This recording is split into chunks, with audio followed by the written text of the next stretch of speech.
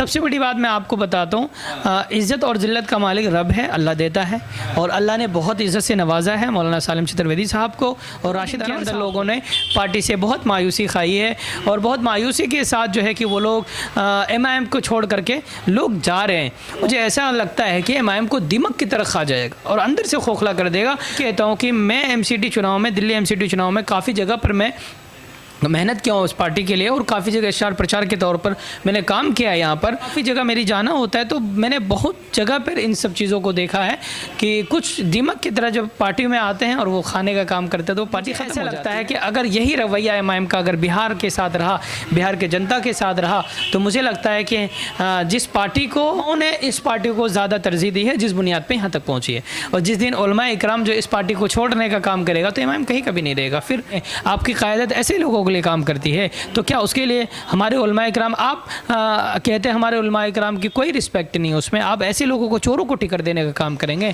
जो कल का आए हुए लोग हैं उसको टिकट देने का काम करेंगे आप मुझे ये बताएं कि अब्दुल्ला सालिम चतुर्वेदी 8 साल से एक पार्टी के लिए काम करता हुआ आ रहा है बंदा, प्रखंड अध्यक्ष रहा और उसके बाद उन्होंने जो कि हार्ड में काम किया है, उन्होंने ज़मीनी स्तर पर काम किया है, आपने उसको हटा दिया।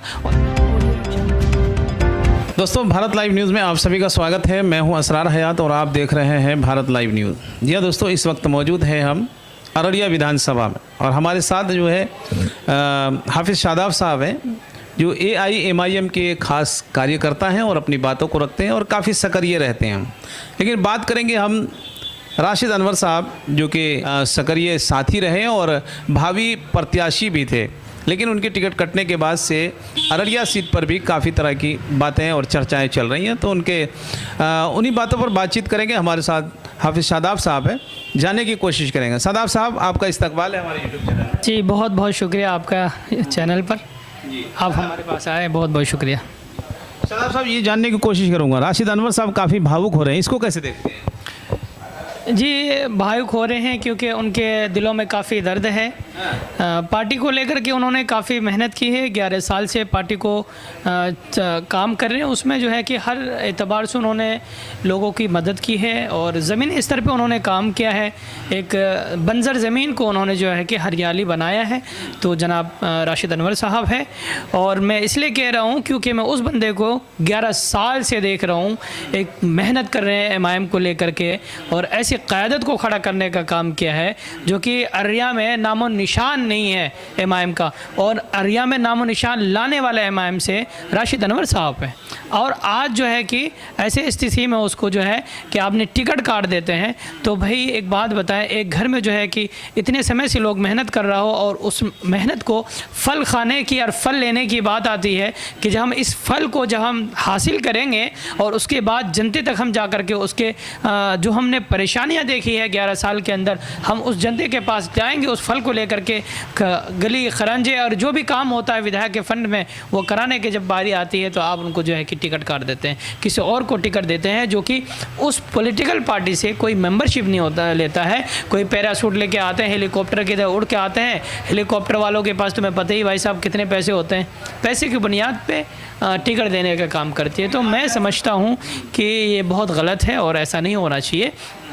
MIM हमेशा क़यादत की बात करती है और मज़लूमों और गरीबों की बात करती है। तो मेरे राशिद भाई साहब जो हैं वो बहुत मज़लूम हैं, और मज़लूम इस बुनियाद पे नहीं है कि उनके पास पैसा नहीं है, इलेक्शन के लिए सक्षम नहीं है। मज़लूम इसलिए है कि आज उसको निराश किया जा रहा है टिकट को लेकर के, क्योंकि उसके अलावा कोई हकदार नहीं है, वहाँ पर कोई और दूसरा कैंडिडेट नहीं है जो राशिद अनवर साहब की जगह कोई और काम लेता। 2-4 अगर होते उसमें तो एक बार का ये समझ में आता कि चलो राशिद भाई को ना दे करके किसी और को भी दिया जाए, पर तो वहाँ कोई फैक्ट नहीं है, कोई फैक्ट ही नहीं था उसके आगे कोई और बंदा उसके कैंडिडेट हो। कैंडिडेट के नाम पर सिर्फ राशिद अनवर साहब थे, उसके अलावा कोई नहीं था वहाँ पर। तो फिर ऐसे काम क्यों क्या MIM इस तरह? तो आदिल हसन आज़ाद साहब ने कहा है कि इनको कहीं जगह नहीं मिलेगी, जो लोग पार्टी छोड़ चुके हैं, जैसे अब्दुल्ला सालिम साहब चतुर्वेदी और राशिद अनवर साहब, ना BJP में जगह मिलेगी, ना RJD में, ना JDU में, जाएंगे कहाँ? फिर तो यहीं आएंगे। देखिए, इनकी गलत फहमी है ये चीज़ कि कहाँ जाएंगे, और इनकी गलत फहमी है कि ये सो कहते हैं कि कहाँ जाएंगे। सबसे बड़ी बात मैं आपको बताता हूँ, इज़्ज़त और ज़िल्लत का मालिक रब है, अल्लाह देता है। और अल्लाह ने बहुत इज़्ज़त से नवाजा है मौलाना सालिम चतुर्वेदी साहब को और राशिद अनवर साहब को भी, ठीक है ना। और ये कहने वाला कौन होता है कि फिर हमारे पास आएंगे, तो ये सब गलत है, ठीक है। और मैं एक चीज़ को मैं देख रहा हूँ आज के समय में, आज के 2 दिन से मैं जो देख रहा हूँ सोशल मीडिया पे, जिस तरीके से MIM की जो है कि चर्चाएं हैं बुराई के गगार पे, और पार्टी जिन्होंने जितने कार्यकर्ताओं ने पार्टी को छोड़ने का काम किया है, मैं कहता हूँ ये इतिहास है। आज के समय में 2 दिन के अंदर लोगों ने पार्टी से बहुत मायूसी खाई है, और बहुत मायूसी के साथ जो है कि वो लोग MIM को छोड़ करके लोग जा रहे हैं। और ऐसा नहीं कि सिर्फ अररिया विधानसभा की बात कर रहा हूँ, मैं कह रहा हूँ कि काफ़ी लोग जो हैं, बड़े बड़े उलमाए किराम, उन लोगों ने भी इस चीज़ को कहा कि जो हकदार है उनको टिकट नहीं मिला, तो ये बहुत गलत कर रहे हैं। और आदिल हसन की बात कहूँ तो आदिल हसन, मुझे व्यक्तिगत में उनको जहाँ तक जानता हूँ वो अच्छे इंसान नहीं है, बिल्कुल अच्छे इंसान नहीं है वो। ये लोग पार्टी में है, ठीक है, कुछ लोग मुझे ऐसा लगता है कि MIM को दिमक की तरह खा जाएगा और अंदर से खोखला कर देगा, जो कि बैरिस्टर असदुद्दीन अवैसी साहब के कई बार शिकायत जा चुके हैं, पर इसके वजह से वो काम नहीं करते हैं।